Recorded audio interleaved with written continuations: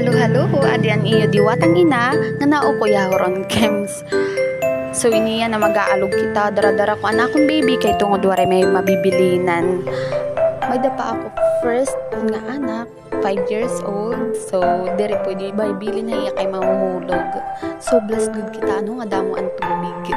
Nakita man kamo diri hiya napaparong. So kay kailangan naton mag-alog, maglaba man hugas kun ano pa nga nanginginahanglan tubig. Makuri kasi maalog ka harayo it grepo.